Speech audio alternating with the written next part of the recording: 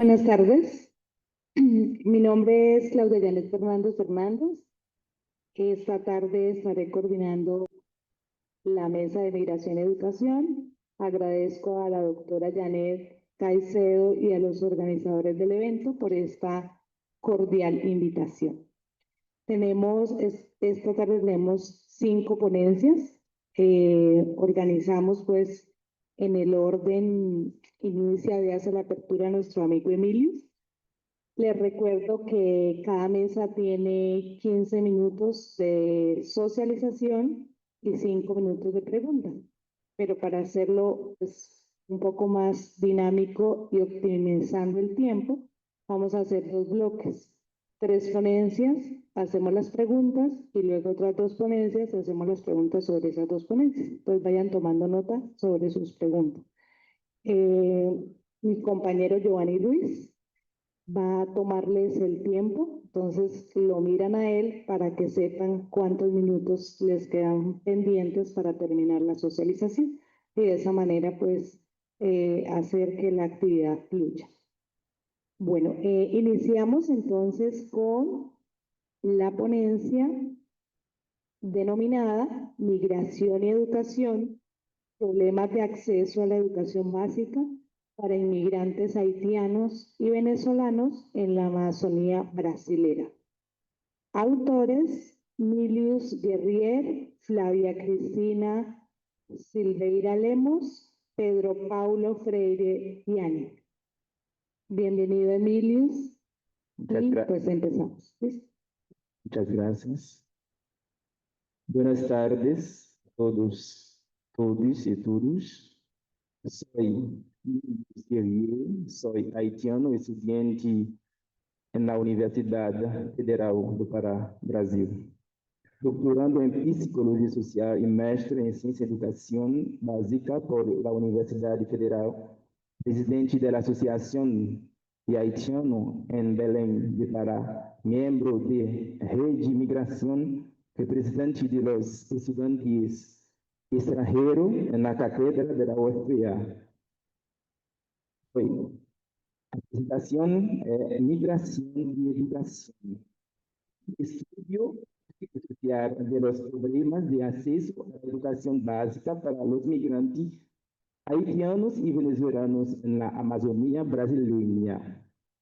Para comenzar, consideraciones iniciales y contexto de estudio. Este artículo aborda el problema del acceso a la educación básica para los inmigrantes haitianos y venezolanos en la Amazonía brasileña desde una perspectiva psicosocial. Su objetivo es analizar retos y las estrategias relacionadas con el acceso a la educación de los niños y jóvenes haitianos y venezolanos en situación de migración, teniendo en cuenta los beneficios psicosociales de la accesibilidad de este grupo al sistema educativo en Brasil. Considerar la educación como un parámetro el desarrollo social que prepara los individuos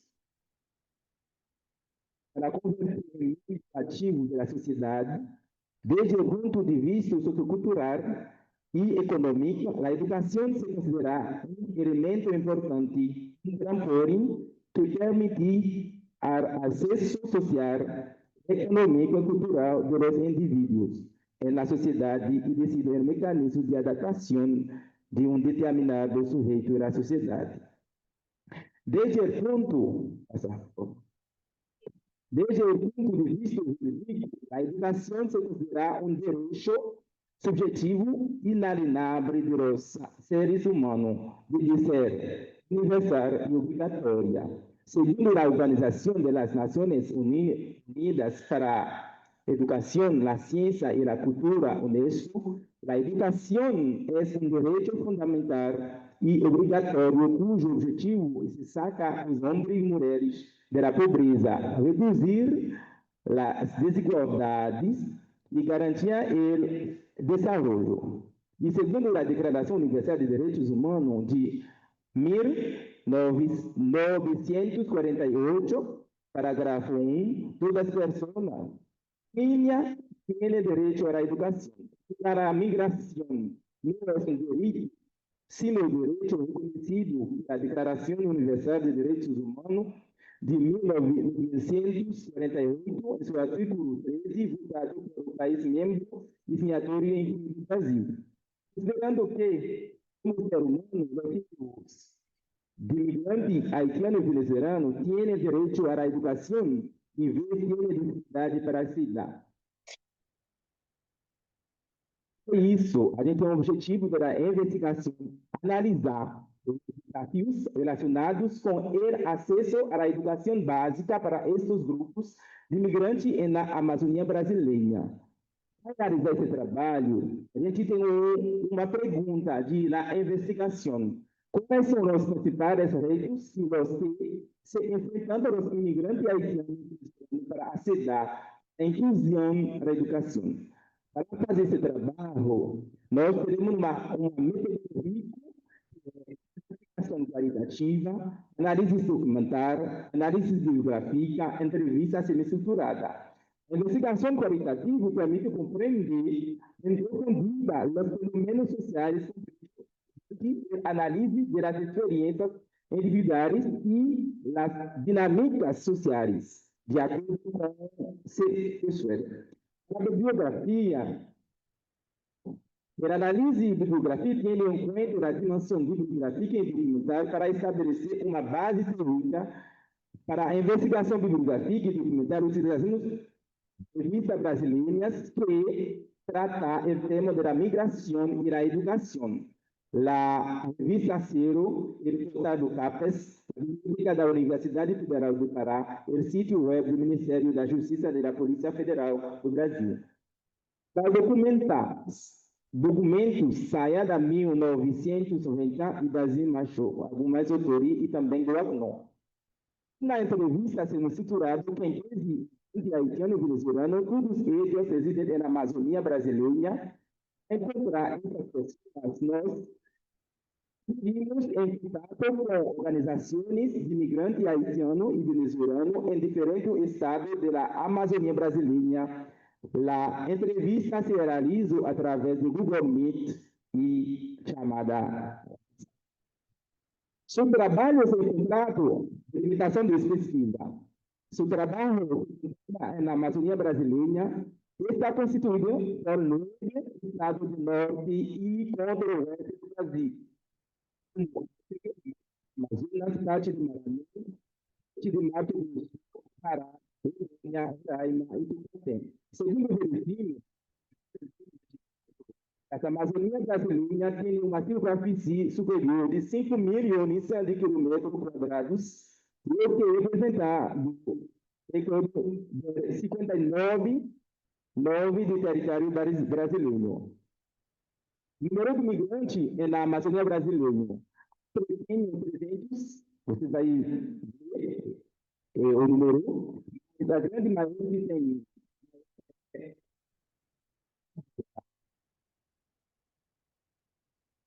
desafio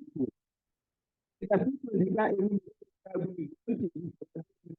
estado da Amazônia brasileira, pelo número total de 368.878, mostra que o estado de de 32% do total, segundo o estado da Amazônia com ele 24,78%. A Amazônia legal se enfrenta ao fluxo migratório de pessoas a buscar uma vida melhor, sendo em cada vez mais comum. Resultado da pesquisa, cenário e resultado. Dados das pessoas, 13,33% têm idade de 20 e 30 anos. 70 são 66 de 30 a 40 anos e 20% 40 a 50 anos. Gênero, 60 e 66 de 67,1 e e feminino. País de origem, 60% são haitianos e 40% são venezuelanos. Estado do Brasil. Estatuto do Brasil, 60 são imigrantes e 40 são refugiados. O estado da Amazônia, que você mora, 13% será Amazônia,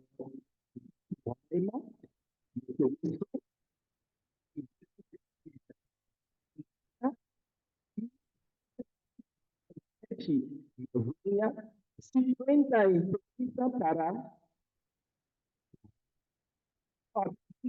morar com quem? Sua família, 100% das pessoas certificadas para sim. Seu filho tem acesso à educação? Sim, 100% para sim. No momento de inscrição, sobre a pergunta, no momento de inscrição do filho na escola, encontra alguma dificuldade, 63,33% para sim, e 67% não. Que são dificuldades enfrentando para acesso à educação? 40% das pessoas que respondem à pesquisa falam administrativo e linguística. 33%, linguística somente. 26, 77, não tem dificuldade. Seu filho já sofreu algumas preconceitos na escola, 53,33% fala assim, 3,33% não responde. Então, a questão é não responde. Não. A pessoa entrevistada é certo que tem acesso à educação básica na Amazônia brasileira. Esse no sistema, segundo os entrevistados, a realidade é mais complexa. Existe uma série de obstáculos que dificultam, inclusive, a escola. Destacar que 33% dos entrevistados enfrentam dificuldade durante a matriculação, miércoles, que 26,67% respondem que não enfrentam nenhuma dificuldade. Del 33%, ele 40% cederam a área linguística e administrativa. A ACNUR havia constatado em 2020, indicando que os 35% dos imigrantes refugiados na região amazônica se enfrentando a problema administrativo para matricular a sua filha e ir à escola. Além disso, 33% dos entrevistados responderam que tinha dificuldade linguística normal, onde a maioria dos migrantes refugiados não fala português. Na pesquisa de estudar e poderá, além disso, 53% entrevistados afirmaram ter sido vítima de preconceito, o que evidencia as limitações dos dispositivos atuais diante dos desafios da igualdade e da diversidade cultural. Para concluir, para o Brasil,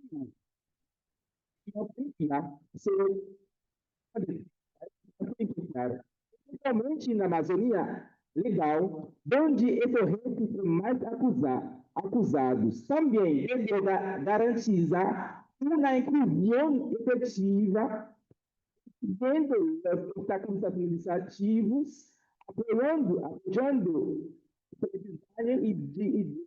e combatendo todas as formas de discriminação. Estamos fielmente convencidos de que a chave para uma política pública eficaz reside em sua inclusividade, trancada tudo pelo resultado da sociedade. E já, sim, nativo, migrante ou refugiado. Uma política coerente e sustentável permitirá que a educação se convierta em uma verdadeira motor de cambio social e inclusão para os indivíduos, e uma condição essencial de a política brasileira mais justa e equilibrada.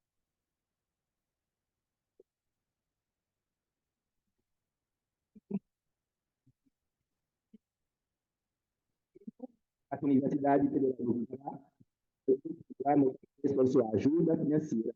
Mi agradecimento a mis professores, professor Piane e professora Fábia, por sua orientação. Graças ao responsável da organização desse grande evento, em particular e no momento. Endereço. Minha recebi Instagram, e tem que muito graças.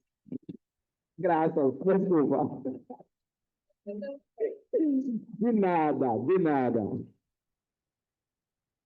Bueno, muchas gracias a Emilius por la presentación. Tomen nota de las preguntas que le van a realizar una vez terminemos las 3 primeras ponencias. Bueno, continuamos. ¿Ya? Compartir. Dejar de compartir. No, en el rojo. Ahí. Rojo. No, ya. Sí. ¿Quién continúa? Claro. La segunda ponencia se denomina Aproximaciones investigativas en las relaciones escuela, migración y territorio, una mirada desde la educación intercultural. Los autores de esta ponencia son la doctora Yamile Durán Pineda, el doctor Giovanni Alexander Ruiz Morales y quien les habla, Claudia Janet Hernández.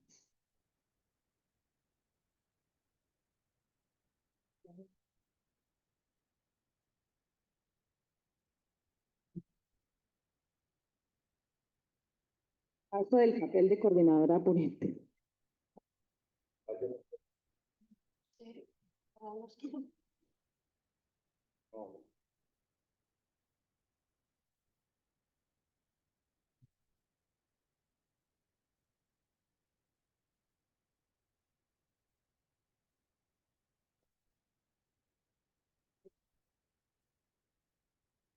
Listo, puedes pasar, ya presenté.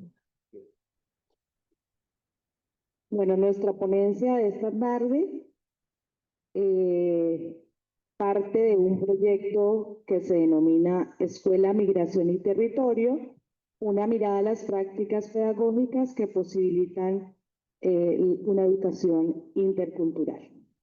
Y pues se deriva la ponencia Aproximaciones investigativas en esa relación escuela, migración y territorio, una mirada desde la educación intercultural.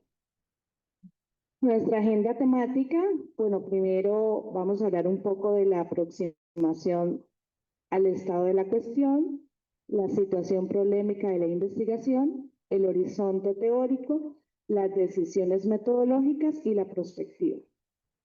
En esa aproximación al estado de la cuestión, inicialmente hemos realizado el análisis de algunos documentos académicos, 36 documentos, pues explorados en Scopus, Dialnet, en los repositorios de las diferentes universidades, para identificar 2 categorías importantes que son educación intercultural y práctica pedagógica. Hicimos el filtro porque, como bien se dieron cuenta, hay muchas categorías involucradas, pero las que más nos interesan son estas 2, educación intercultural y práctica pedagógica. Las preguntas orientadoras para hacer el análisis de estos estudios tienen que ver con qué bases teóricas fundamentaron este estudio, qué metodología de investigación se utilizó, cuáles autores se referencian en este estudio específicamente sobre interculturalidad, qué resultados se obtuvieron, a qué conclusiones se llega y cuáles son las categorías que se identifican. Para esto se diseñó una matriz de categorías en torno a esas 5 preguntas centrales que orientaron la revisión y el análisis. Esta es la matriz de categorías. Bien. Y pues identificamos algunos elementos muy representativos en cada una de ellas. En educación intercultural, las concepciones de interculturalidad, los retos y los desafíos que implican esa educación intercultural, la dimensión relacional versus la dimensión crítica de la educación intercultural, que tiene que ver con que es importante en la dimensión relacional trabajar el respeto, el reconocimiento por el otro, intentar hacer un diseño de estrategias que se adapten a las realidades de ese otro, pero más allá de esa dimensión relacional hay una dimensión crítica que implica que se generen políticas, que existan apoyos institucionales, que se promueva un cambio estructural que permita precisamente que se promueva esa educación intercultural. Entonces, no quedarnos en un primer acercamiento hacia la promoción de esos valores del respeto a la tolerancia, sino permitir que existan unas políticas que permitan la transformación de esas situaciones. También hay otra característica, otra categoría muy importante, que es la diversidad y la inclusión, la etnoeducación y las percepciones de los actores educativos, que es muy importante en este abordaje de la educación intercultural. En cuanto a práctica pedagógica, encontramos algunos avances en los enfoques y modelos de prácticas educativas interculturales, la práctica educativa intercultural, las estrategias que utilizan los maestros para poder promover esa educación intercultural, el currículo y las adaptaciones curriculares que deben existir o deben realizarse precisamente para promover esta interculturalidad, y la formación docente, que es tan importante, ¿sí? Porque tenemos un escenario diverso en un aula de clase con migrantes, con comunidades indígenas, pero el maestro muchas veces no tiene las herramientas para hacer ese tipo de adaptaciones, o no hay una política establecida, y por eso es necesario promover una formación docente. Bueno, dentro de los autores y perspectivas teóricas predominantes está la teoría sociocrítica, interculturalidad desde perspectivas críticas, dialógicas y complejas. Los autores pues representativos: Walsh, Gears, Rowell, Cervera, Bautista, Rojas, Mejía, Arango, Rivera. Y los aportes pues se dan unos marcos teóricos sobre etnografía, un reconocimiento y valoración de los saberes locales, las políticas interculturales y la participación comunitaria como elemento fundamental. En ese proceso también hay unas teorías que sustentan los estudios: interculturalidad dialógica, la teoría de la complejidad, las relaciones de poder entre epistemologías, el reconocimiento de saberes. En esa relevancia se destaca pues la teoría de la complejidad de Gibbs y Moran, y pues el objetivo es comprender la construcción del conocimiento en esos contextos socioculturales, que nos lleva a prácticas más inclusivas y contextualizadas. Se destacan en esos estudios investigaciones cualitativas, estudios de caso, investigación-acción, investigación exploratoria y descriptiva. Encontramos técnicas utilizadas como lo son las entrevistas en profundidad, las semiestructuradas, los análisis documentales, la codificación de datos, el análisis de discursos y la revisión sistemática de literatura y el análisis temático. Estas metodologías pues permiten explorar las prácticas pedagógicas y las relaciones interculturales, también las representaciones sociales y los discursos pues de los actores en esos contextos culturales. Y los enfoques promueven esa participación activa, el diálogo y también el reconocimiento de saberes locales, que nos permiten comprender esa contextualización de la interculturalidad, cómo se materializa en la educación. Entonces, aquí como elemento importante es la de transitar a prácticas más inclusivas, de que al maestro se le forme desde la educación intercultural para poder afrontar ese reto, que pasemos de unas actividades y unas estrategias a unas políticas claras para que podamos tener claro pues ese enfoque de interculturalidad. Muchas gracias. Bueno, muy buenas tardes. Continuando entonces en esa lógica, la anterior revisión de antecedentes permite identificar algunos aspectos que se colocan en tensión. Por un lado, las condiciones de los territorios de frontera.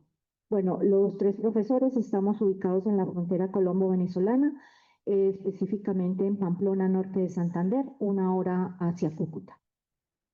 Es evidente entonces que los territorios de frontera tienen unas condiciones sociales, económicas y políticas que van a marcar su desarrollo y que los desarrollos en los territorios de frontera van a ser también muy desiguales. Es un elemento que se evidencia a partir de esas revisiones. Por lo tanto, la educación también emerge como una actividad que se torna compleja, que debe responder no solamente a la enseñanza propia de los saberes de la cultura escolar, es decir, al currículo, sino que además necesita responder a la diversidad cultural del territorio y obviamente a las necesidades formativas de las habitantes del territorio. Por otro lado, encontramos los procesos migratorios que, como hemos venido escuchando durante estos 2 días, son diversos, complejos, debido a ese conjunto de situaciones que los atraviesa, que los caracteriza y que requiere o que demanda al interior de cada país una respuesta, impactando no solamente al migrante, sino también a las sociedades de acogida, pero además a las instituciones que representan la sociedad. Por otra parte, otro elemento puesto de tensión es la movilidad humana, y que para el caso que nos interesa a nosotros, especialmente las condiciones de desplazamiento de niños, niñas y adolescentes, quienes van a requerir en el país de acogida la garantía de sus derechos, incluido el derecho a la educación, el cual pues cada gobierno debe responder y garantizar teniendo en cuenta que son derechos que prevalecen, los derechos de los niños, niñas y adolescentes. Por último, también se puede evidenciar la tensión que surge al interior de las escuelas, de la estructura de la institución escolar. Una estructura que se ha caracterizado por su carácter homogenizante, por sus prácticas estandarizadas. La migración o la presencia de estudiantes migrantes también plantea retos al sistema educativo en general y a la escuela en particular, y al trabajo de los maestros y maestras, al trabajo diario de aula. Estas tensiones nos invitan o nos conducen a plantear una apuesta investigativa en la relación escuela, migración y territorio, que la vamos a entender como la comprensión de la práctica pedagógica de los maestros en el territorio fronterizo colombo-venezolano como una oportunidad para la configuración de una educación intercultural a partir de las acciones pedagógicas que el maestro desarrolla en su ejercicio docente. Vemos aquí la presencia de niños y niñas y adolescentes migrantes en el contexto escolar como una oportunidad también para abrir el espacio escolar y la política y el sistema educativo a una educación mucho más diversa que reconoce al otro, pero lo reconoce no solamente en su presencia, sino en el aporte cultural que puede suscitar de las relaciones dialógicas en el contexto de la escuela. A partir del problema que hemos enunciado, de qué manera la práctica pedagógica de los maestros posibilita la configuración de una educación intercultural en el territorio de frontera colombo-venezolano, hemos iniciado pues unas acciones en torno al trabajo investigativo.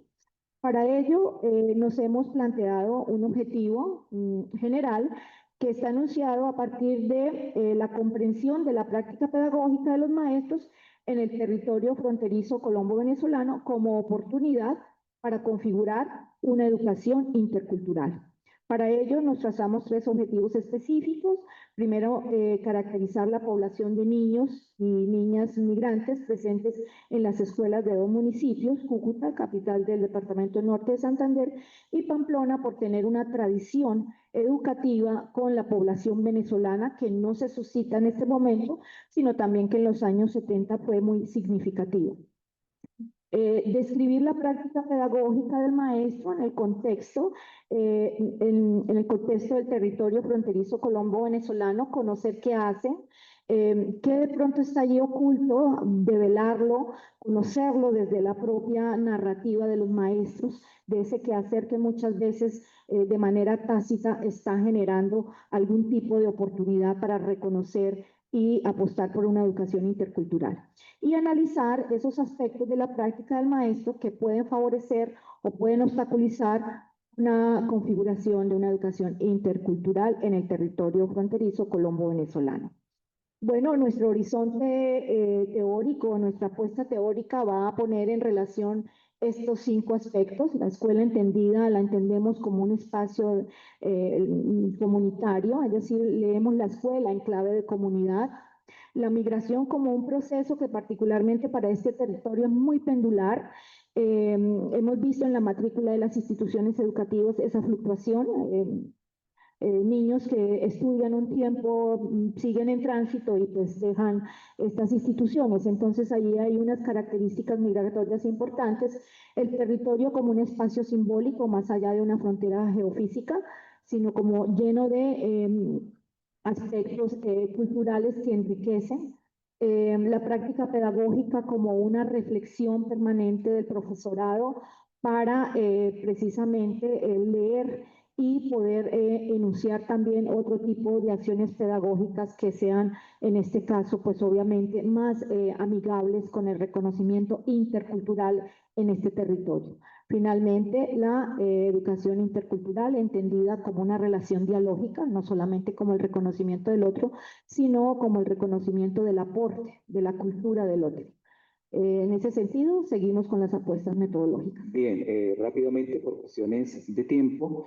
En cuanto a las decisiones metodológicas, primero abordamos el estudio desde un paradigma interpretativo partiendo de los planteamientos de Miguel Martínez, quien señala que el fenómeno se interpreta desde los significados que se construyen a partir de los informantes claves, con un enfoque cualitativo considerando la postura teórica y metodológica de Creswell y con un diseño, estudio de casos múltiples desde los fundamentos de Jean, quien plantea que se pueden examinar en profundidad varios casos sobre un mismo fenómeno. En cuanto al escenario de los informantes claves, ya la profesora comentaba que era de la Universidad de Pamplona, norte de Santander, y de Cúcuta. Vamos a tomar instituciones educativas de carácter público de Pamplona y de Cúcuta y docentes de educación básica, primaria y secundaria. 3 criterios básicos de selección para los informantes claves serán instituciones que acepten la invitación, sedes con mayor presencia de estudiantes migrantes y docentes con mayor presencia de estudiantes migrantes. Las técnicas para la recolección de datos, de acuerdo con los objetivos específicos que están planteados, como primero un análisis de contenido para recoger información sobre el proyecto educativo institucional, información sobre los planes de aula y algunas cifras que nos permitan caracterizar esa población de niños migrantes. Y como instrumento, una matriz de datos. Segunda técnica, una entrevista en profundidad para recoger información sobre la práctica pedagógica que desarrollan los maestros. Y como tercero, observación no participante de parte de nosotros los investigadores a esa práctica pedagógica y como instrumento un diario de campo. Acá hay una aproximación de 8 entrevistas que se han realizado en este momento, tanto en Pamplona como en Cúcuta. Y ya como cierre, una perspectiva de trabajo futuro, deseamos continuar con el trabajo de campo en las instituciones educativas que han aceptado participar, realizar análisis de los testimonios de cada uno de los informantes clave, sistematizar los principales hallazgos de la investigación, socializar los resultados principalmente en las instituciones que han decidido participar en el proceso investigativo y, por supuesto, participar en eventos de esta talla donde podamos presentar algunos resultados y continuar con otras investigaciones a partir de las categorías que emerjan de este proceso investigativo y, ¿por qué no? Puede ser seguir profundizando en las dos categorías que tenemos planteadas en este momento. Alguna bibliografía básica y muchísimas gracias por su atención.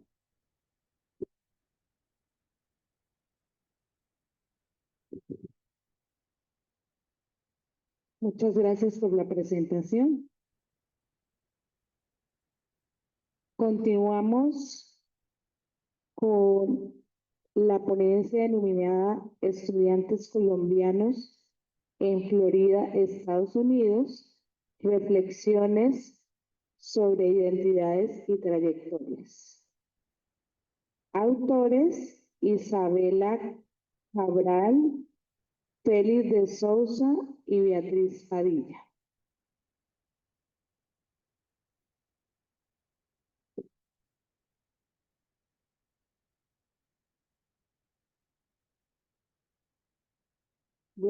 Buenas tardes a todos. No sé hablar bien espanhol, vou tentar hablaros. Esta é uma pesquisa que fiz há 2 anos, juntamente com Beatriz Padilha, à Universidade de Florida, em Tampa. Quando veio a ocasião de apresentar um trabalho aqui, pensei em todos os estudantes, mas com a NE, juntei dados da pesquisa que fiz com ela, e outra que ela fez com uma estudante, 2 estudantes colombianos. Pode passar, por favor. Há muitos desafios de internacionalização de instituições de ensinança e de investigação. Muitas vezes os programas são pensados sem conhecer muito bem os estudantes estrangeiros. Devemos pensar em políticas de acolhidas para eles. Essa é a justificação desse estudo, de ouvir a voz dos estudantes, também dos professores e dos administradores, porque muitas vezes os estudantes vêm e não há nenhum preparo institucional ou pouco preparo institucional para dar uma boa acolhida. As origens, devemos pensar com respeito a pessoas de diferentes classes sociais, raças, gêneros, religiões e nacionalidades. Pode passar, por favor? Este é um ator brasileiro que me gusta muito, Vicentini, que ao abordar o processo de internacionalização das universidades, destaca a necessidade de reciprocidade em la cooperação acadêmica para evitar a monopolização dos programas de intercâmbio, e também habla da colonização. Muitas vezes os programas são pensados de um lado e os outros somente recebem. É uma internacionalização que alguns autores consideram como passiva, não ativa dos 2 lados. Padilha, que é a Beatriz Padilha, e França, que é outra brasileira, refletem sobre como se articulam as diferenças em gênero, raça e questões pós-coloniais em relação à mobilidade científica, que há muitas coisas que se cruzam e são muito complexas e que devemos pensar quando estamos analisando o processo educativo e delegado dos estudantes e também dos cientistas, visitantes ou professores nas universidades. E na prática curricular é fundamental que os atores docentes, personal administrativo e estudantes valorizem e respeitem as diferenças, todas as diferenças. Muitas vezes os programas pensam somente os professores e estudantes e não pensam aos administradores, que também têm um rol fundamental na acolhida. Podes passar? Esse estudo tem como objetivo contribuir à compreensão dos desafios da internacionalização e, como disse, desenrolar políticas de acolhida estratégica educativa para todos os atores. Busca compreender o perfil dos estudantes colombianos que cursam estudo em duas universidades de Flórida. A primeira é a que fui, Universidade de South Florida, sempre tem um símbolo nas universidades americanas. Peguei essas fotos para ilustrar um pouco. A outra, devo dizer que em Florida é uma das universidades que mais atrai estudantes estrangeiros, é a Universidade of South Florida. A outra que não conosco, mas que há dois colombianos entrevistados, é em Orlando. Pode passar. Também tem a Semana Internacional, o mês de novembro, em as duas universidades, é o mês de internacionalização das universidades. A investigação foi qualitativa e o estudo que fiz com as entrevistas personais foi feito de setembro a dezembro de 2023. Análise de conteúdo que usei Laurence Mardan, pode passar. Entrevistei de 2020 a 2023, como disse, são 5 pessoas, 2 de pré-grado e 3 de pré-grado, de 20 a 32 anos de idade, e a média são jovens de 25. Não dá para ver bem.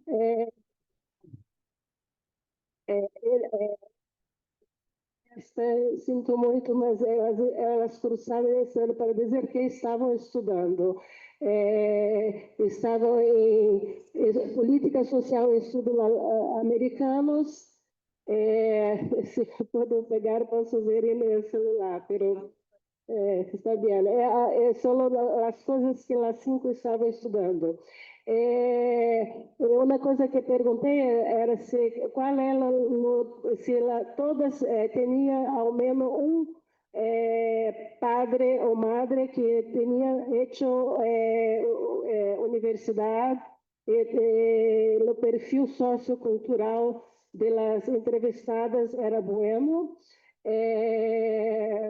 E elas manifestaram muito orgulho de estudar nos Estados Unidos, e uma, incluso, ia à Alemanha a fazer estudos de pós-grado. Uma coisa que é importante é que, embora a universidade trate elas como estudantes estrangeiras, algumas chegaram na primeira infância, uma com 2 meses, outra com uma com 8 meses, outra com 2 anos. Isso é muito diverso de alguém que chega a ser grado, pós-grado. Isso não é pensado, porque é muito diverso. É claro que quem chegou mais tarde para fazer para ser a universidade, não sabe a língua também, não conhece a cultura, e não pode ser pensado da mesma forma que uma pessoa que chegou minha.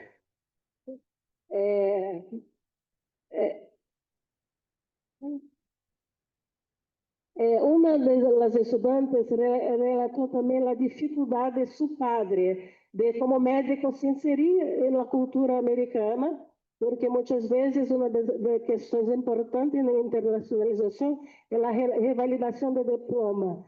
E ela conta não só ela como foi difícil para estar nos Estados Unidos, mas também para seu padre ter reconhecimento, o título e a profissão de médico.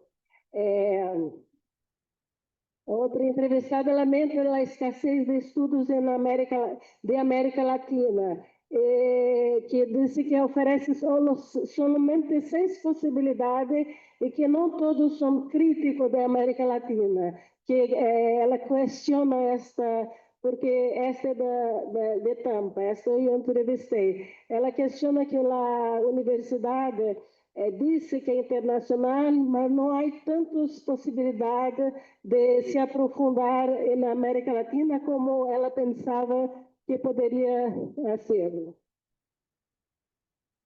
Alguma entrevistada também hablam da bagagem, se diz bagagem aqui, foi traduzido como patrimônio cultural, não sei se é uma boa tradução, hablam porque uma coisa é você perguntar se é colombiana, outras são as origens ancestrais, e que muitas vezes isso não é discutido, não é praticado, e a pessoa, se eu, por exemplo, de aula para alunos de Acre, porque veniam de Acre, mas um era nascido em São Paulo, outro em Roraima, então muitas vezes a homogeneização de uma categoria, tu não vês, viene cada uma das pessoas, toda a singularidade. Outra explicou que a sua família descendia de escravos africanos e desconhecia totalmente a origem de sua madre. Uma que a intenção de vir aos Estados Unidos havia uma questão de gênero, que pensava que queria vir não só para estudar, mas para casar-se. Sim. Pode passar, por favor. Se espera que alguns dos testemunhos aqui apresentados e posteriormente contribuam por políticas de acolhida em las universidades que prestem maior atenção à diversidade estudantil e satisfazem as necessidades de desenvolvimento do alumnado internacional. Porque muitas vezes isso não é pensado.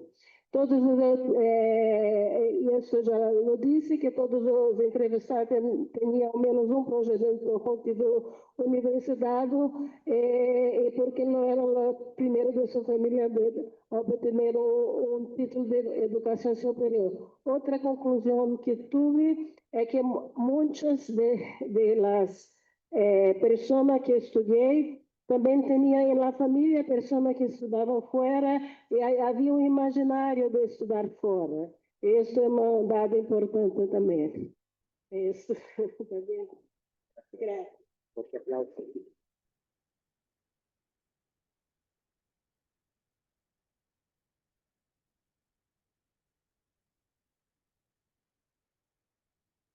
Bueno, para este primer bloque continuamos con las preguntas del público a los diferentes ponentes. Entonces se pueden acercar y formular sus preguntas. ¿Quién tiene pregunta? O sí, pueden pasar a la mesa principal, los ponentes, y vamos organizando las preguntas.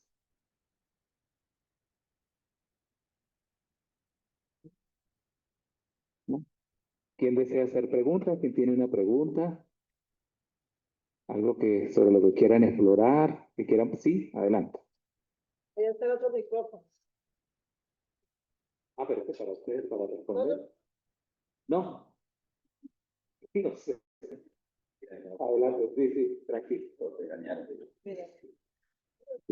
Buenas tardes, gracias a la presentación de los colegas por compartir las experiencias de investigación en los contextos en los que vienen trabajando. Yo tengo una pregunta que podría funcionar casi que para los tres, y es si tal vez, digamos, en las investigaciones han encontrado, digamos, algunos proyectos o iniciativas de transformación institucional local, ¿cierto? Por ejemplo, en el campo universitario, para incorporar la educación de migrantes, la formación de los migrantes, ¿cierto? Diría uno, más allá, digamos, entendiendo que son además niveles distintos, pues, la universidad y la educación básica, ¿cierto? Si han encontrado algunos, digamos, iniciativas, proyectos de modificaciones curriculares que incorporen la migración o las movilidades humanas como parte de las propuestas formativas. Esa es mi pregunta.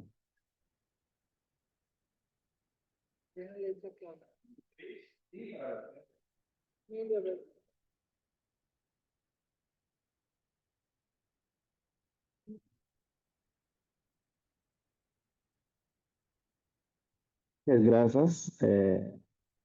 Para sus preguntas. Já estou em uma pessoa que trabalha na área da migração, lá em Belém do Pará, e é um trabalho que já apresentei já no congresso lá em Belém do Pará, mas as, as considerações que eu tive é continuar esse trabalho. Por quê? Às vezes, as jovens, os ninhos, os migrantes, eles querem estudar, mas não tem uma políticas públicas para incluir eles na escola. Então, migrante, e isso também me afeta como migrante, ou seja, haitiano. Às vezes, como haitiano, eles são pretas, têm dificuldade de incluir também a questão de xenofobia e a questão de racismo também. Isso me dá a possibilidade para ir. Que colocou os venezuelanos? Os venezuelanos lá no Pará, Belém do Pará, é uma população mais desfavorizada. Particularmente, tem um grupo que se chama Indígena Warau, que vem de Tila, em Venezuela, Guaraima, assim. Então, eles na rua, mas às vezes a gente falar com eles, eles precisam e têm dificuldade para incluir. Por isso, na rede, a gente articular a prefeitura de Belém para ver como ele cria uma políticas públicas para incluir esse grupo da população migrante. Não sei se compreendeu muito bem sua pergunta, mas é isso. A gente tem um projeto, o projeto é trabalho com o governo, trabalho com o prefeito de Belém, trabalho com o governador do Pará, para ver como nós podemos criar uma políticas públicas para incluir esse grupo. Gracias.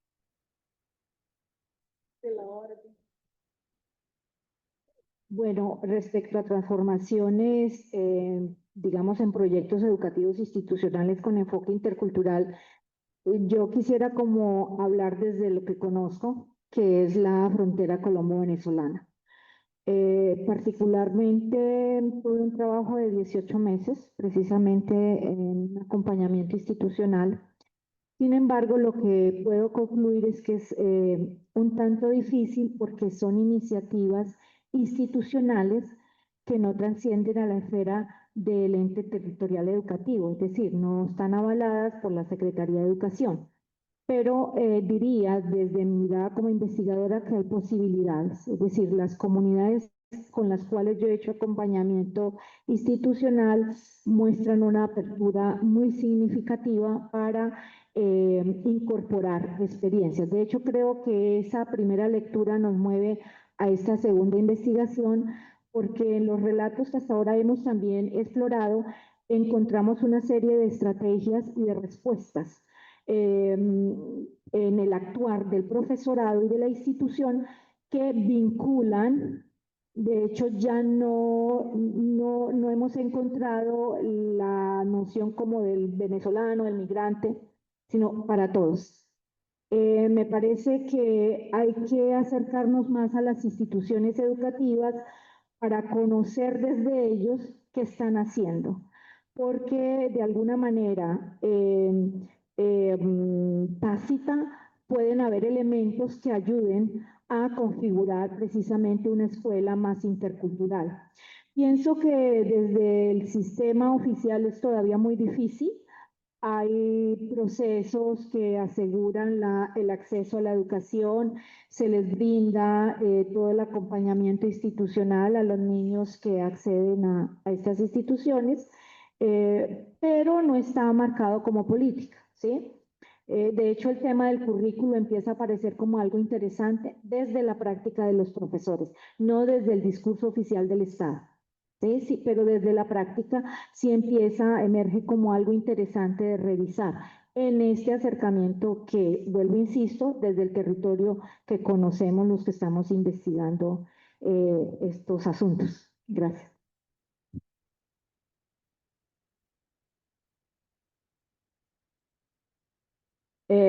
Poderia dizer que há cursos formais de migração na Universidade de Tampa, mas também o que eu observei de processos de transformar, não sei se em espanhol se diz extensão ou cooperação, que havia muitos estudantes que trabalhavam com os migrantes ou com outros estrangeiros voluntariamente para ajudar, para acolher. Eu penso que essa é uma prática muito importante para que devemos prestar mais atenção e dar maior apoio.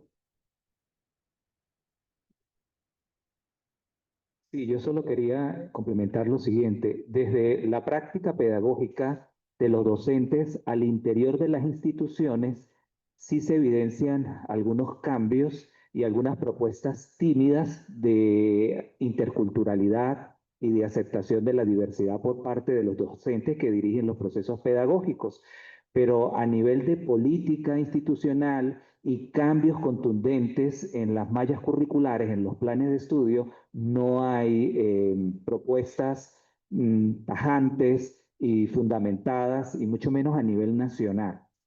En la revisión de literatura de la que hablaba la doctora Claudia Fernández, sí hemos encontrado que hay propuestas bien interesantes en Europa, por ejemplo en España, y sobre todo relacionadas con atención a la interculturalidad, pero desde el idioma.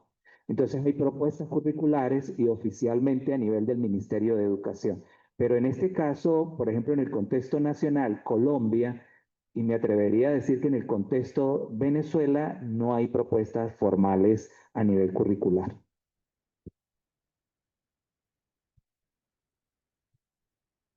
Muchas gracias. No sé si haya otra pregunta o continuamos con el siguiente bloque.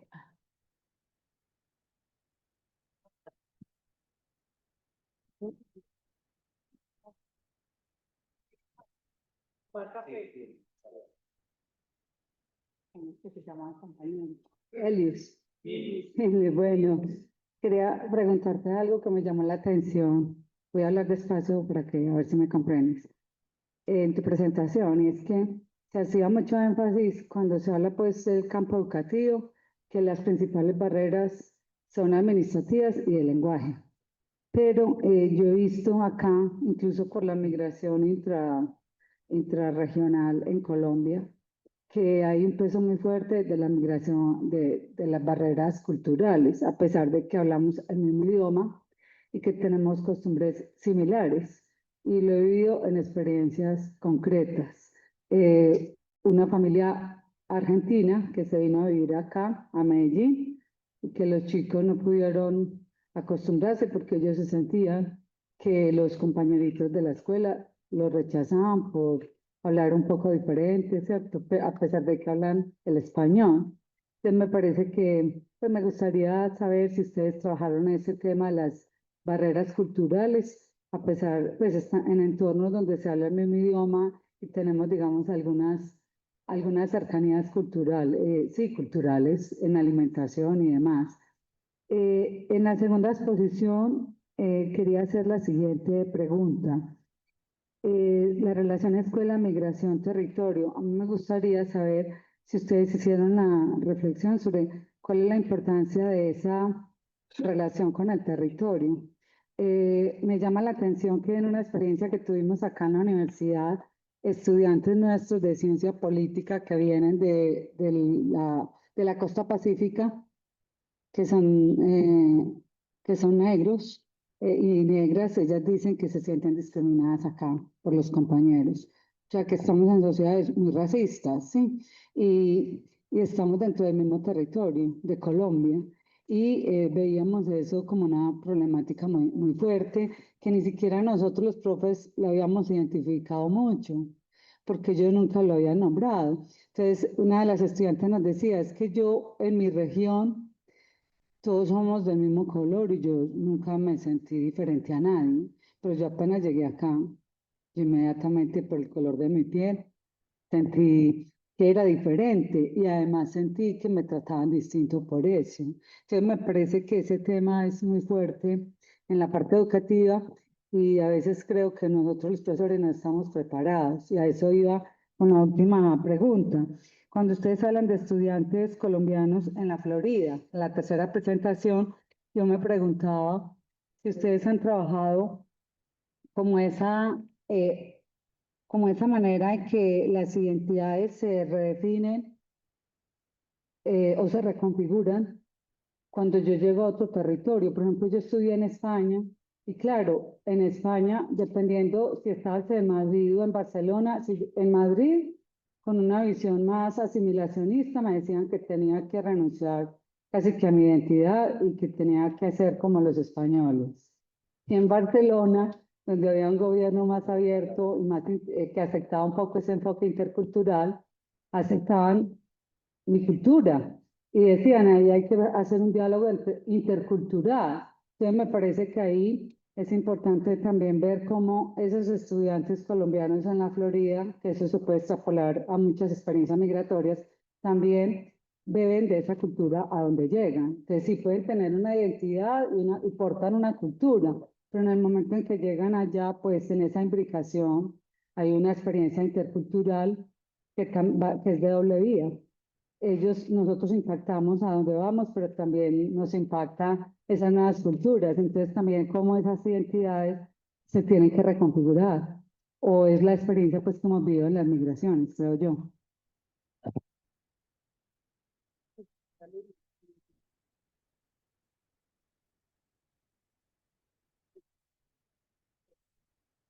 Gracias por su pregunta.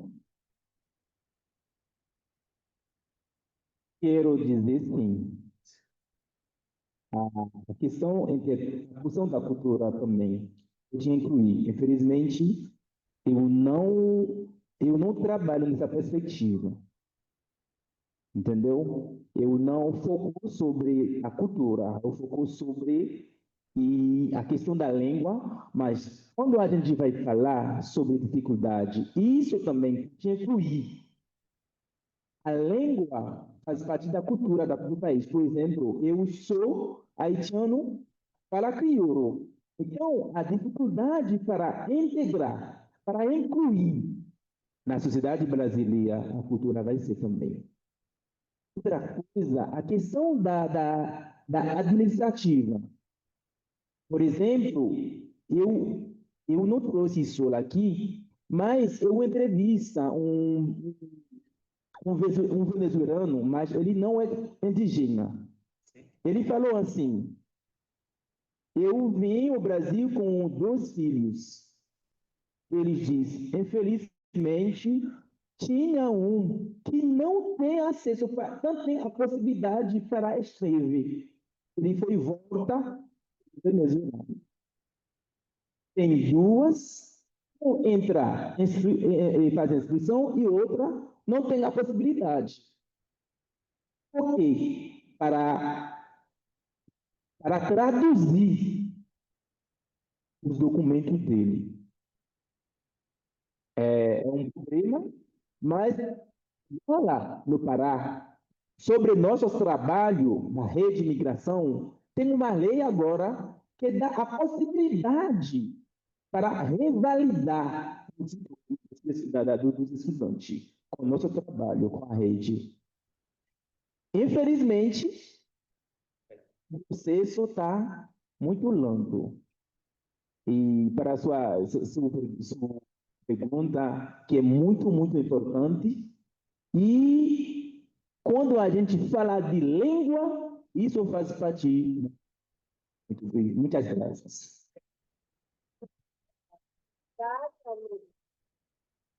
Bueno, la pregunta de la profe sobre el territorio. En nuestras tesis doctorales, la doctora Yamile trabajó la categoría territorio, en mi tesis también.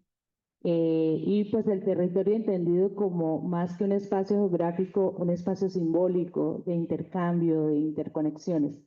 En el proyecto, el territorio pues juega un papel muy importante. En nuestro avance de trabajo de campo en Pamplona, ese territorio tiene un papel muy relevante en la medida en que nosotros, por ser territorio de frontera, en los años 70 se recibían muchos estudiantes de Venezuela en los internados. Y pues eso se naturalizó el proceso de recibirlos, sí, en otras condiciones, lógicamente, porque ellos llegaban con unos recursos y pues lógicamente que les abrían las puertas en las instituciones, en los almacenes. Y hoy en día pues tenemos una categoría que aparece también en las diferentes investigaciones, que es la porofobia. Ahora llegan los migrantes venezolanos que no tienen recursos. Sí, Adela Cortina, bueno, la traigo a colación. Pero en el trabajo de campo, porque nosotros ya hicimos un avance del trabajo de campo en Pamplona, nos falta Cúcuta. Hemos encontrado la calidez de los maestros para tratar a sus niños migrantes venezolanos. De hecho, ellas destacan que los niños venezolanos intentan esforzarse mucho más, entonces han identificado poetas. Nos mostró que Díaz, una profe, un poema que le escribió el niño a su maestra, ¿sí? Han identificado cantantes. En las izadas de bandera, ellos llevan su comida típica, sus trajes típicos, es decir, los involucran en el proceso escolar. Pues no hay diferencia. Hay un profe de una institución que se llama La Salle que nos dijo: yo quisiera que en las izadas de bandera se cantara también el himno de Venezuela, porque la mitad de mis niños son de Venezuela, pero yo lo hago aquí internamente en mi grupo. El rector no quiso, pero yo lo hago, yo lo destaco. ¿Qué hacen para la nivelación? Otra estrategia que nos llamó mucho la atención es, en esa institución en particular, es que los niños se vuelven pares. Entonces yo coloco al niño, el niño migrante venezolano cuando llega en primer grado o en tercer grado y lo bajan a primer grado, ¿sí? Para hacer esa nivelación, entonces él dice, vamos a que un par lo acompañe en el proceso. Entonces colocan el niño colombiano con el niño de Venezuela.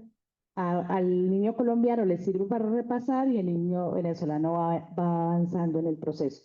Entonces parece que no hay una diferencia en el trato. Cuando las profes identifican un caso de bullying, dialogan con ellos y tratan de desarrollar un proceso más armonioso en la clase. Eso ha sucedido en Pamplona. En Cúcuta, en mi investigación, sí encontré profesores que discriminan por los zapatos, por cómo se visten, ¿sí? Pero ahorita, pues, cuando vayamos nosotros al trabajo de campo, pues vamos a ver qué encontramos. En Pamplona hemos encontrado unos profes muy entregados en su proceso, mirando a ver cómo avanzan con sus niños, cómo los destacan en los diferentes campos y habilidades e inteligencias que tienen. Pues me parece que es algo muy valioso, es un valor agregado en la investigación. Nos falta ir a hacer el trabajo de campo a Cúcuta. Esperemos que estemos en las mismas, en la misma línea. La profe Yamil le va a complementar. Esta pregunta por el territorio es una pregunta bastante retadora y desafiante en un país como Colombia, diverso en su territorio en sí mismo. Ahora, en una frontera colombo-venezolana, yo soy cucuteña. Y algo muy bonito que encontré en alguna oportunidad de investigación con las instituciones educativas particularmente en el territorio fronterizo, ahí sí, del espacio físico, ¿no? Se parte, el territorio, llamémoslo así. En diálogo con los estudiantes, algunos niños decían, no, es que yo no soy ni colombiano ni venezolano, yo soy de la frontera. Entonces me hacía la pregunta, ¿qué tipo de identidad configura un territorio fronterizo? Y yo misma lo asumo, porque yo pues toda la vida estudié con compañeros venezolanos en Cúcuta. Claro, eran otras condiciones del país vecino. Sigo trabajando con colegas del país vecino, pero me llama mucho la atención ese enunciado que también alude al territorio, como a un espacio híbrido, un espacio donde ni soy de aquí ni soy de allá, pero soy y tengo un lugar. Eso para mí ha sido tal vez una de las preguntas más desafiantes que he encontrado en lo que he investigado y que al volver nuevamente en esta investigación a mirar el territorio desde el espacio escolar, sigo como reafirmando esto, ¿no? Sí hemos visto uno en Cúcuta no es xenofóbico. Uno en Cúcuta creció y nació con el del otro lado, ¿sí? Es decir, ¿no? Yo siento que cuando se mira la migración en la frontera es diferente a como se mira en el interior del país, ¿sí? Claro, tendría que ser mucho más, el choque ser mucho más fuerte en el interior del país que allá. Bueno, es como de esas reflexiones que quedan sobre ese elemento del territorio. Y al ponerlo ya en el contexto de la escuela, creo que pues vamos a encontrar nuevas cosas que ojalá podamos compartir nuevamente con todos ustedes. Alô, excelente pergunta. Posso recordar uma das entrevistadas que viveu em 2 postos nos Estados Unidos e me disse que veio porque era estudante normalista, trabalhou com a igreja e depois tive um trabalho a Florida, não estudou primeiro em Florida, depois casou com um americano, mudou totalmente de vida, mas as outras penso que porque era pouco tempo, é difícil saber de todos os cambios que estão passando. Quando há um tempo é mais fácil decidir cambiei dessa forma ou de outra, mas penso que é uma excelente pergunta, mas a ascendência é muito forte, por isso a ascendência se saiu mais nas entrevistas.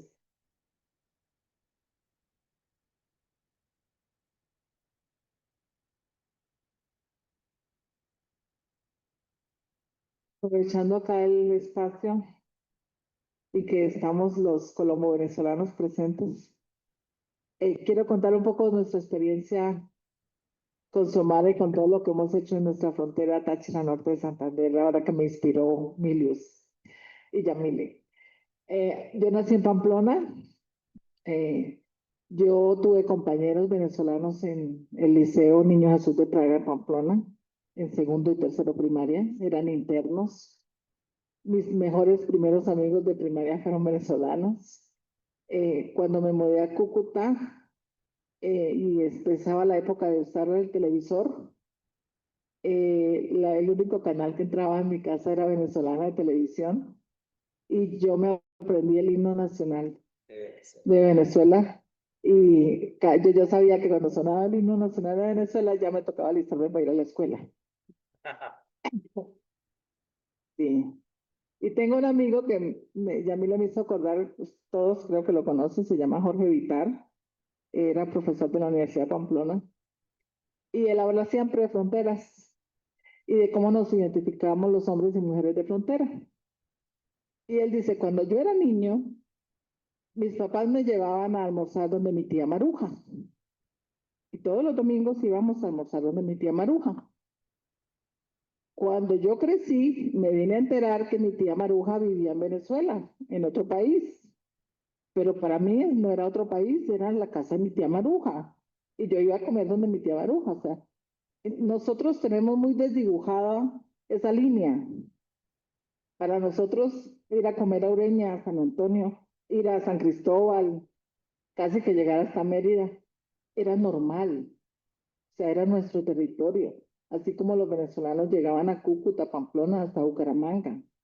Los expertos en fronteras hablaban de esa línea imaginaria que se traía con la guapanela y que venía desde Mérida hasta Bucaramanga y que eran tradiciones y tradiciones de lazos familiares, de hermandad, de integración. Nosotros en los finales de los 90 con Xiomara estuvimos en un programa de una cátedra de integración colombo-venezolana y nos íbamos a las escuelitas de los dos de la frontera y los niños cantaban los dos himnos y nos recibían con las banderitas de los dos lados y hacíamos intercambios con los niños y eran unas experiencias bellísimas. Ahí nadie hablaba de xenofobia, nadie hablaba de los hermanos pobres. Era un mundo diferente que esperamos que algún día vuelva a nuestra frontera.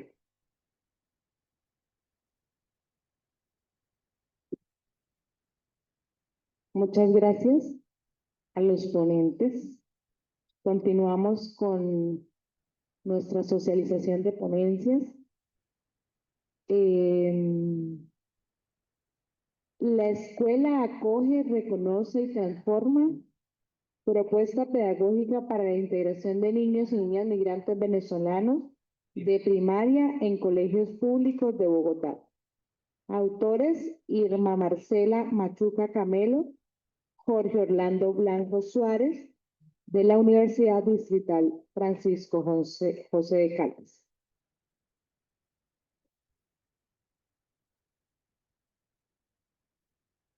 Hola, buenas tardes nuevamente a todos y todas. Reiterar el agradecimiento por permitirnos presentar esta propuesta pedagógica que es doctora Marcela Machuca. Ella está terminando su investigación doctoral justamente con procesos en dos instituciones educativas de Bogotá. Una de ellas es el Colegio Villa Amalia, y es una institución educativa pública que tiene una particularidad, y es que tiene 1.300 estudiantes, un poco más de 1.300 estudiantes. Avanzamos un poquito. De los cuales el 34.8 son estudiantes migrantes venezolanos. Lo que significa, diría uno, que una tercera parte de estos estudiantes, ¿no? Es de origen venezolano y se ha vinculado a esta institución. Esta institución está en la localidad de Engativá, que es el extremo occidental de Bogotá, y se caracteriza sobre todo por el desarrollo del comercio y actividades económicas formales e informales. El barrio está rodeado por barrios de ocupación informal, ilegal algunos, que han venido en proceso de legalización, y por otras zonas de urbanización reciente, formal, pero recibe sobre todo niños de los márgenes de los humedales.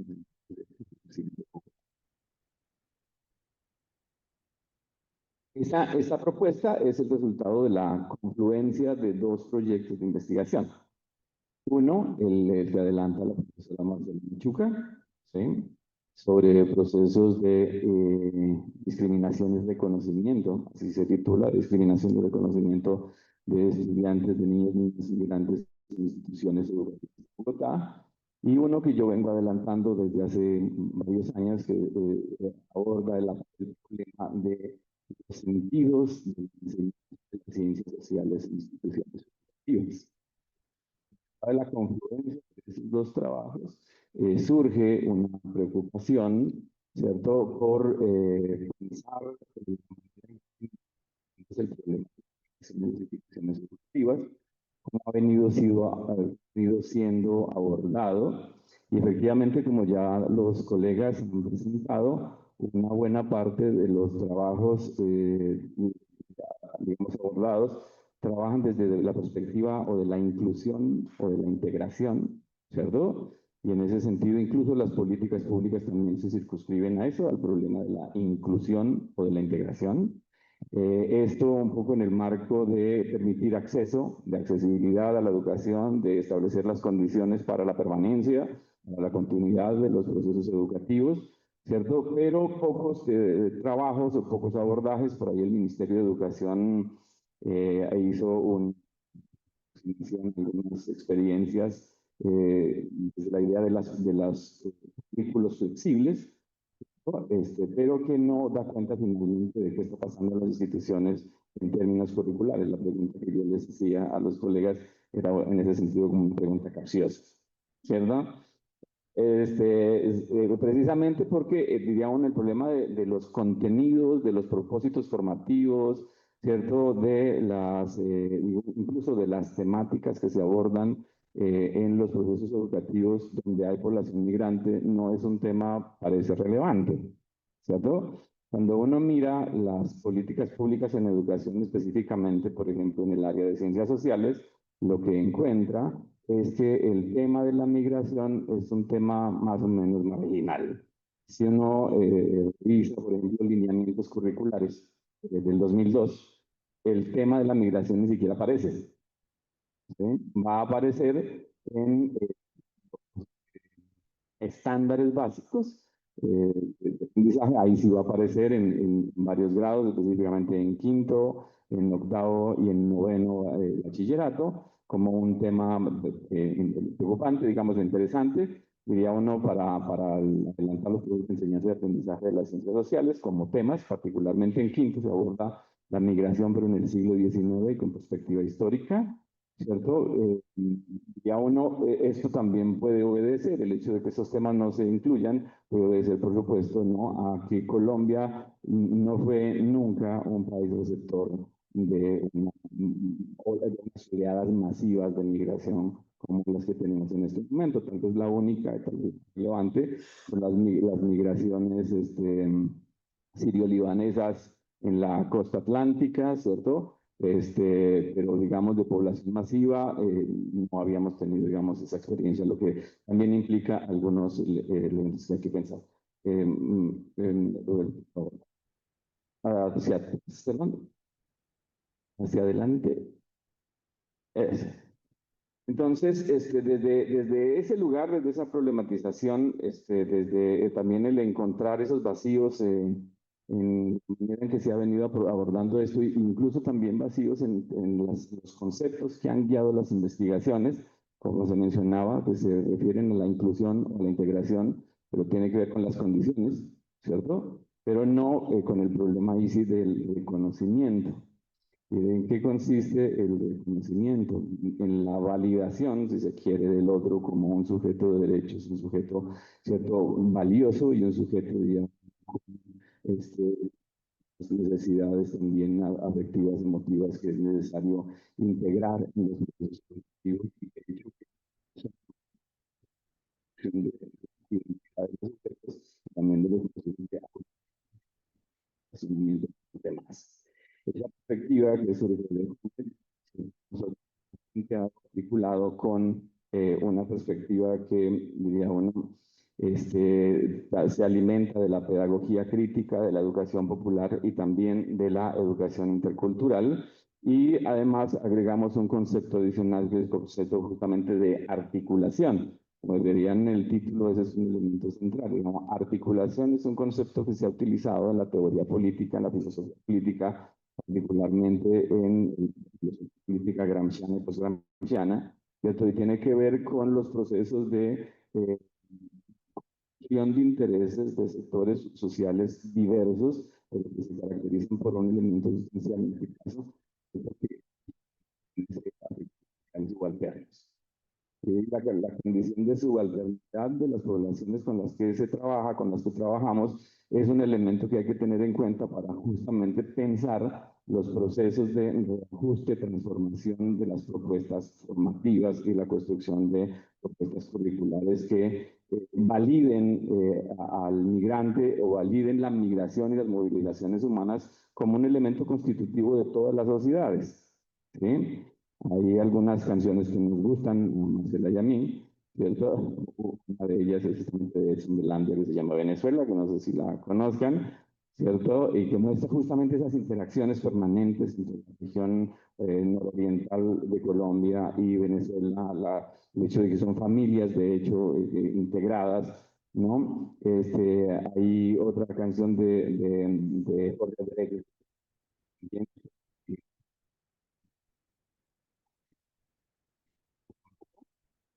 y en ese sentido se resalta la idea de que la migración y la movilidad humana es un fenómeno social histórico con múltiples manifestaciones, ¿cierto? Y en ese sentido, de alguna manera, todos somos migrantes. Bajo esa idea, ¿cierto?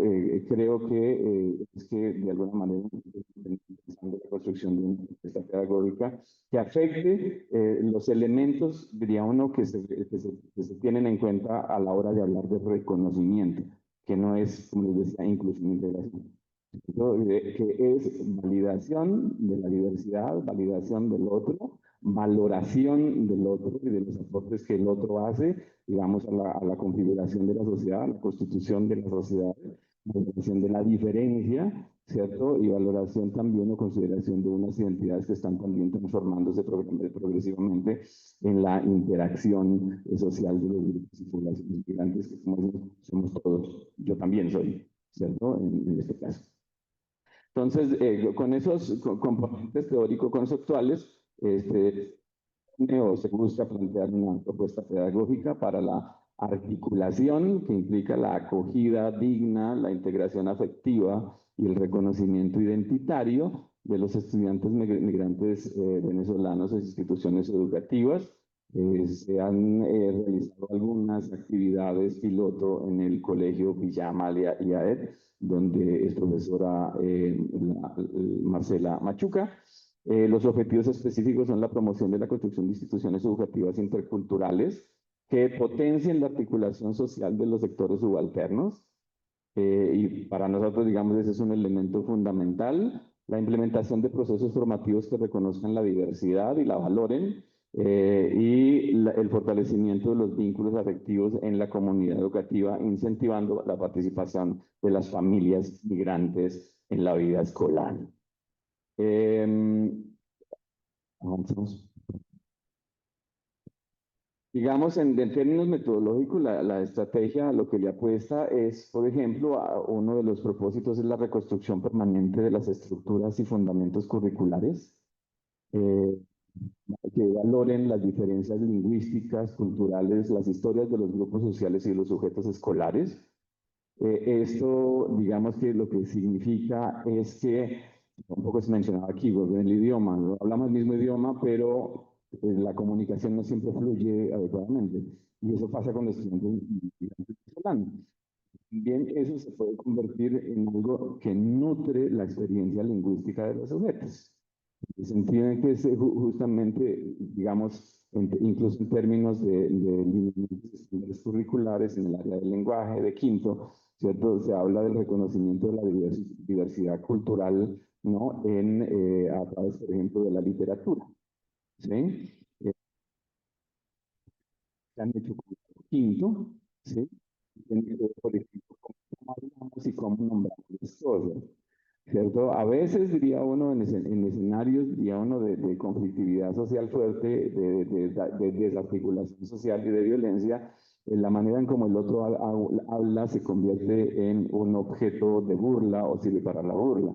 En este caso se puede hacer la vuelta y se ha dado la vuelta. ¿Cómo se dice maíz pira, crispeta, ¿cierto? Cómo se nombran los alimentos, cómo se nombran las frutas, cómo se nombran los objetos de la vida cotidiana, ¿cierto? En vez de convertirse en un objeto de burla, se convierte en algo que nutre y que nutre particularmente el aprendizaje de la lengua, también considerando un elemento fundamental que la propuesta formativa propone, ¿cierto? Y es un repensar la lengua no como una estructura dada de una vez y para siempre, y una valoración de la lengua culta, ¿cierto? Sino también una valoración del lenguaje popular y de las palabras populares, los sujetos y las cosas, y también los sentimientos, las relaciones, etcétera, etcétera. Entonces, diría uno algo a través de lo cual finalmente se reconoce el valor del otro en cómo habla, no como objeto de burla, sino como un objeto valioso. Entonces, a partir de eso se busca un poco eso, la visibilización permanente de las diferencias y el cuestionamiento de las desigualdades dentro del cual también se enmarcan las diferencias. La construcción de propuestas colectivas, la construcción colectiva de propuestas formativas y didácticas. Buscamos la articulación de las humanidades y las ciencias sociales, del área de humanidades y las ciencias sociales, del área del lenguaje, para una pedagogía del reconocimiento y la interculturalidad. Con esto se le apuesta al fortalecimiento de la relación familia y escuela. Actividades que pueden contribuir a la transformación, digamos, de las prácticas formativas, de las prácticas pedagógicas. Una de ellas es, por ejemplo, esta que está planteada allí, las ferias gastronómicas como mecanismo de valoración de la diversidad que nos constituye. ¿Cierto? Los escenarios de las instituciones públicas, y este particularmente, que ya mencionábamos, tiene un 34.8% de población migrante, tiene también población migrante interna, ¿cierto? Y eso también nutre la presentación de la diversidad, digamos, en los consumos, ¿no? En la manera en que se preparan los platos, en el tipo de platos, ¿no? El tipo de productos. Y eso además nos va a permitir aproximarnos al aprendizaje, ¿cierto? De la diversidad cultural de las regiones colombianas, así como también de lo que aporta o lo que viene aportando, por ejemplo, la migración venezolana a la gastronomía colombiana, que también es un elemento muy importante, muy relevante. Jornadas de la memoria y la historia familiares, visibilizando a las migraciones como prácticas recurrentes de los subalternos, ¿cierto? Y en ese sentido, digamos, un elemento, uno de los ejercicios que se ha hecho justamente es la reconstrucción de las trayectorias de la migración de los niños migrantes desde sus visiones, desde sus experiencias, ¿cierto? Desde sus formas de decir, de contar, ¿no? Sus experiencias y algunas traumáticas, pero también otras experiencias gratificantes, ¿no? Que también han contribuido o han fortalecido en ellos su propia identidad, sus propios procesos de autorreconocimiento, ¿no? Y también, por tanto, también su empoderamiento, que es una de las apuestas de cualquier perspectiva de reconocimiento desde Jonet. ¿No? La elaboración de relatos, ya terminamos ahí con esto, esta es creo la última diapositiva. La elaboración de relatos y narraciones sobre las trayectorias familiares. A través de estos incluso se puede aprender de historia, de geografía, ¿cierto? Se pueden dar aportes para la construcción, digamos, del pensamiento histórico, de la conciencia histórica, ¿cierto? Y una forma también el tránsito nutre también a los migrantes en términos de que apropian el territorio de una manera distinta, ¿sí? Y eso es un elemento clave. Y una visibilización de las desigualdades en los procesos de las movilidades humanas a través de las experiencias de los sujetos. Esa, creo que ya terminamos. Esa es la propuesta. Les agradezco mucho el haberme escuchado.